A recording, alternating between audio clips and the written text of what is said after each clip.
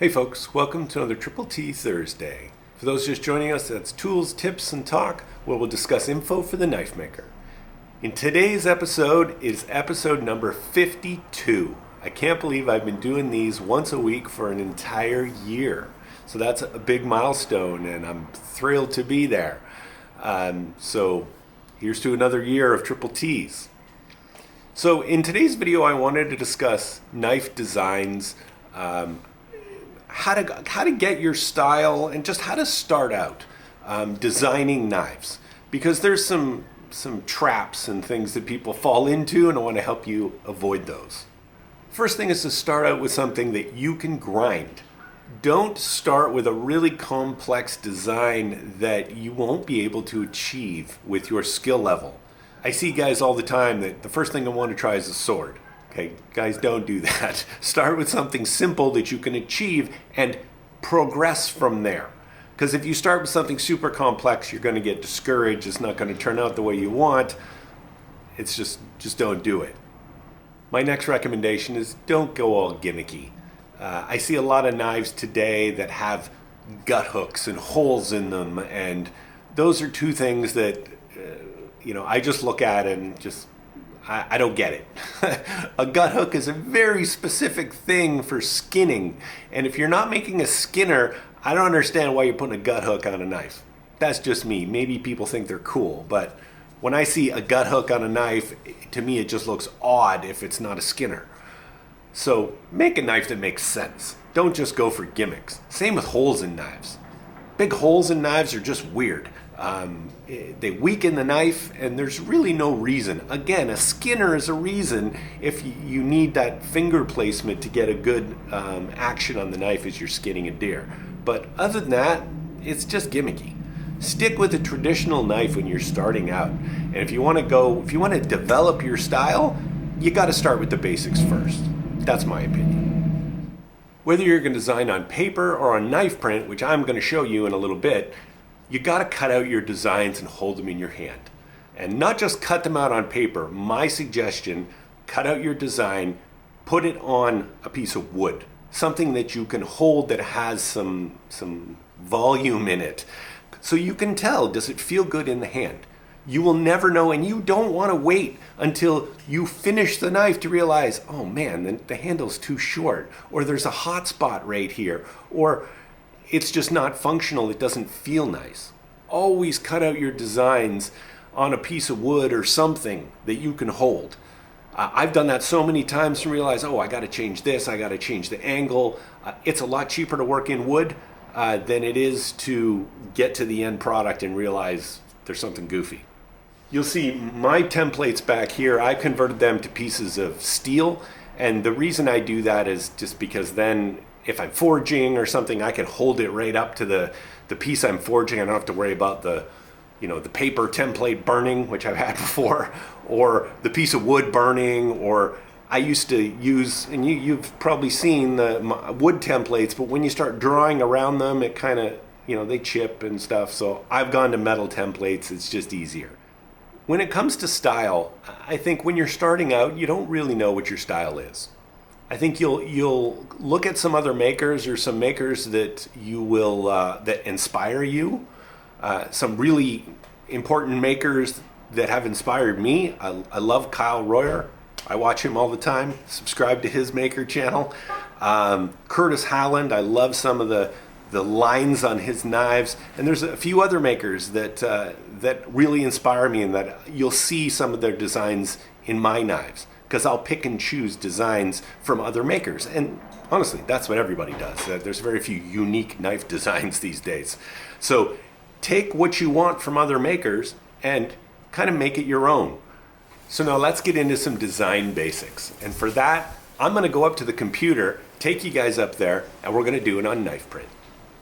So this is knife print. It's basically a web application where you can go and design knives.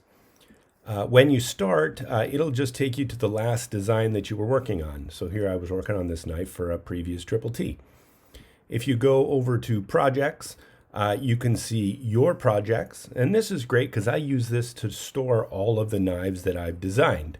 You can see the Loki dagger and my different models here. There's also a bunch of templates. If you go to Skinner, you'll see all of these different kinds of templates you can start from. Chef knives, Bowie knives, and also, it takes a little while to load this, but all of the public ones. And if you don't pay for knife print, you can only create public designs, which is you get the full use of the software, but you can't save them to your own. All my projects are personal to me, but there's a whole ton of these, and you can continue to scroll through these, and you can take any one of these and copy it and make some changes and make it your own. So let's go to one of the hunting and bushcraft templates, one that I think would be good to start out with. Let's select this one. Now, the reason I'm selecting this one, that's because I think this one is relatively easy to grind. And if you want to see why, I'll put a link up to my grinding basics video where I'll show you why there's different aspects of this knife that make it easier to grind.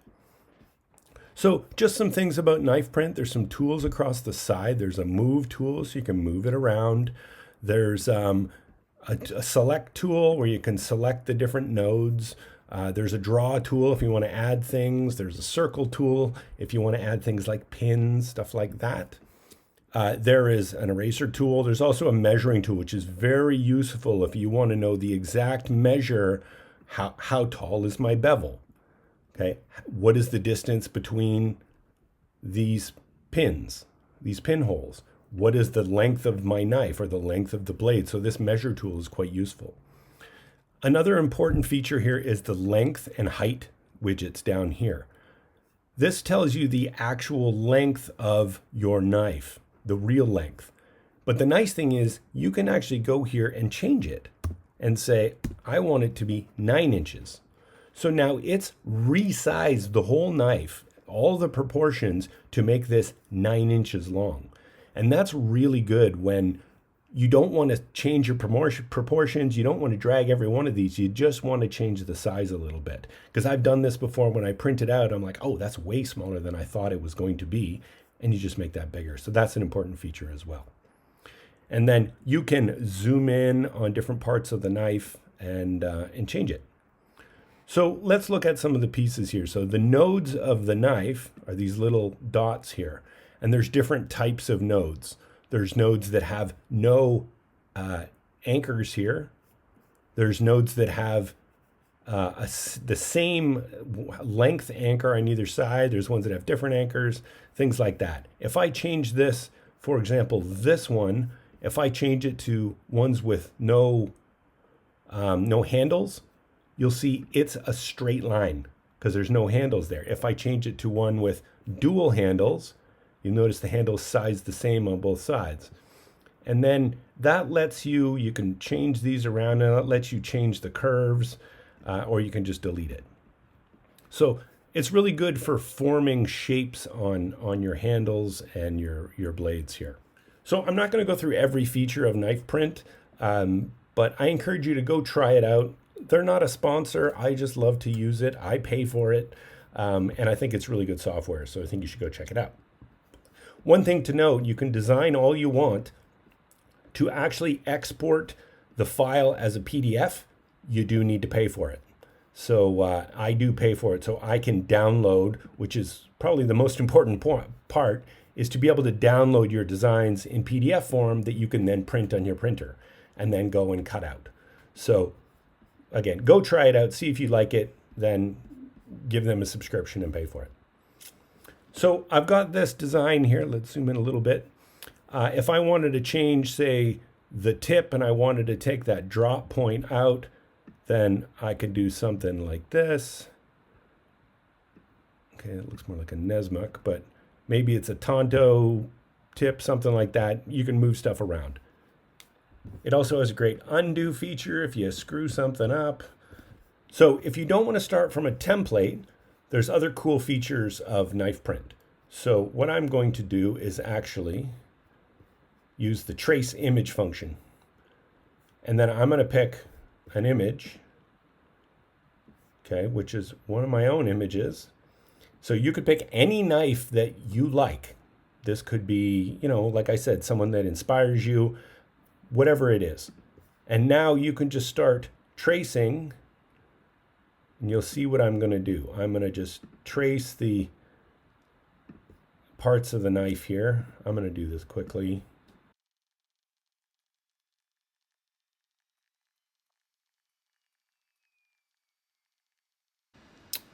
Okay, there. I think I've got it pretty close.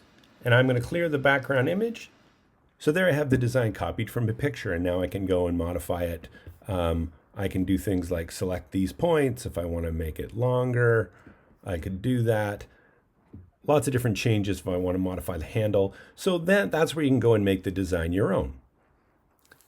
So that's what I do. I will take pieces of knives that I like. I'll play around with them in knife print. I'll print them out. I will, do a bunch of iterations of printing them out, looking at them. Then I'll go to wood. Then I'll decide to make an actual knife. And that's how I've done all my knife designs. As I go through my projects and I make updates, I will continually update these as I find stuff about the knives, about, say, my thresher model. At one point, I decided that I didn't like it quite as curved as it was, so I straightened the back and I went here and updated it. So as I modify these as I go and I discover new things.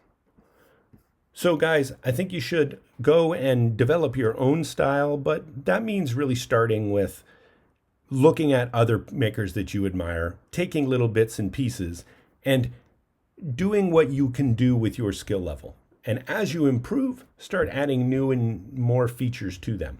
Thanks for joining me today, folks. I hope you got something out of today's episode on knife designs and style. Join me on the next one in the beginner series where we go on to forging and some other aspects. Thanks, guys. We'll see you on the next one.